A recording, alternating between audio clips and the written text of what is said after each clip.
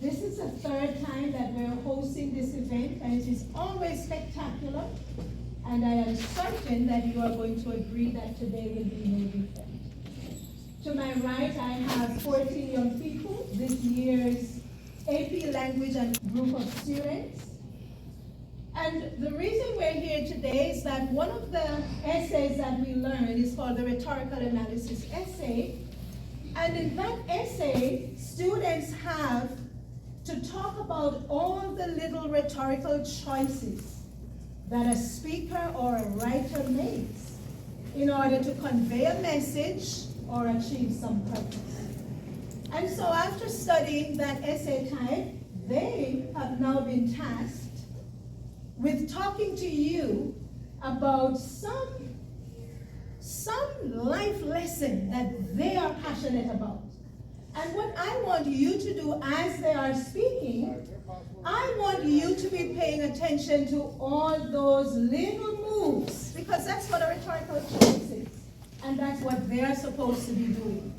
So pay attention to all the little moves, everything that they say, everything that they do in order to convince you either to take on the life lesson that they're going to be talking to you about, or just to maybe appreciate it somewhere.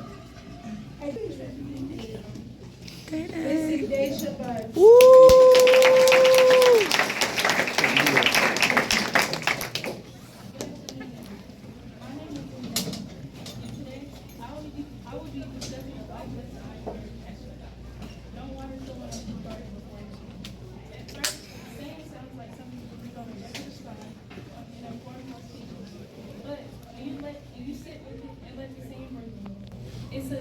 It carries a truth that this society desperately needs. Imagine this: you're handed a watering can, a tool meant to nourish, to help things grow, but instead you're watering someone else's plants instead of your own. Your own dreams, your own potential, your own goals. You turn around and pour that water into someone else's garden. At first, it seems generous, doesn't it? But over time, you notice that your own garden is wilting and the soil is drying up. And the flowers you worked so hard to grow begin to fade. Watering someone else's garden before your own is very dangerous for your own plants, especially when all your focus is on theirs instead of your own. If someone isn't watering your garden, then don't water theirs. Every one of us has a garden. It's a space where our values, goals, and well-being grow. But we live in a world that continues tempting us to abandon it or disregard it. The moment we get sidetracked by someone else's feelings, vulnerabilities, or feeding into their validation, sooner or later we're watering their garden instead of our own. Prioritizing your own well-being is just as important as caring for others' well-being. The Bible even suggests the balance between self-care and loving your neighbors as well. In the book of Matthew, chapter 22, verse 39, it states, "And the second is like unto it, thou shalt love thy neighbors as thyself." But ask yourself, how can we love thy neighbors if we can't even love ourselves first? It's always okay to check up on someone and make sure they're okay or good, but it's never okay to cherish, adore, or acknowledge their garden more than your own. I see so many young girls and boys fall into that stage of forgetting about themselves and worrying about somebody else. Know the value of your own garden. Not mine, not the skirt, not your neighbor's, but your own. Why should we let our beautiful garden die and go to waste because we decided to cherish and take care of someone else's garden? Ask yourself, do I fall into that category? It's important you don't fall into that stage at such a young age. You have so many great things you haven't experienced, even for adults, so take care of yourself. When you're on an airplane to people who have been, when airlines say, put your oxygen mask on before helping others, we accept it and take it as common sense. Nobody argues with physics. Nobody tries to argue or debate with oxygen deprivation. But when the same logic is applied to our lives and our mental and emotional lives, suddenly it feels controversial. Suddenly it feels like we're being told to care less, love less, and give less. But in reality, the people who take care of themselves first often have more capacity to take care of others. The because they have not abandoned themselves within the process. Also, watering your own garden means prioritizing goals that belong to you, not goals chosen for you. We often chase achievements that don't actually reflect who we are. We join clubs, sports, honors classes, or leadership roles because we think we're supposed to. We chase approval instead of passion. We plant seeds in gardens that aren't even ours. And then we wonder why we feel so disconnected from our own lives. Watering your garden means asking yourself the uncomfortable question. What do I actually want? Who do I want to be in life? What do I want to do later on? What matters to me? Not to my parents, not to my friends, or not to society, but to me.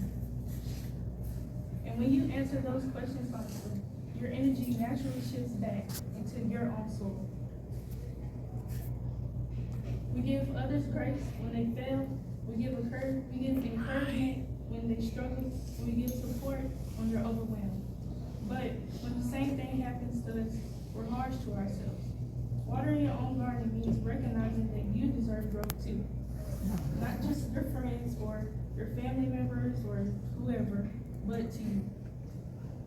We water everyone else's garden with compassion while letting our own wither with self-criticism. But growth requires gentleness. Plants don't flourish under pressure, neither do people. When you water your own garden, you give yourself permission to grow at your own pace in your own direction, without comparing your timeline to someone else's.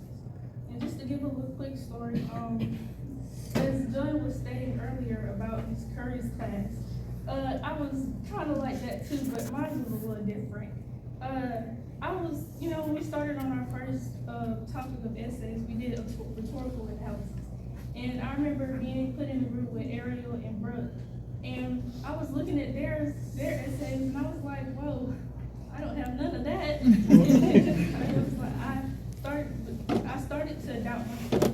But later on down the line, Ms. Curry really encouraged me to keep going, keep moving forward, and don't look at no one else's but your own. Yeah.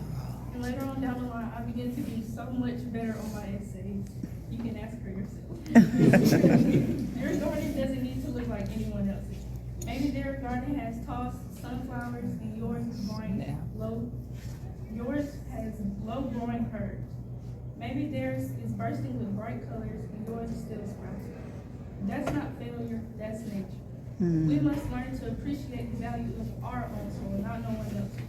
Our own experience, our talents, and journey, before we envy someone else's. So today, I leave you with this. Water your garden, not no one else's. Cultivate your peace, not no one else's. Protect your energy, not no one else's. Tend to the soil of your own life before you sprint to rescue someone else. This is not selfishness, this is growth, responsibility, and courage. And when your garden finally blooms, you will have more than enough to share. Thank you all.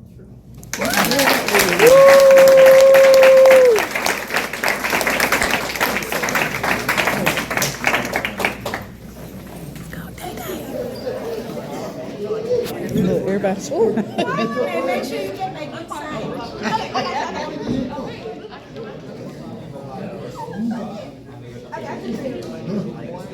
Everyone? Yeah, everyone. Okay, come again.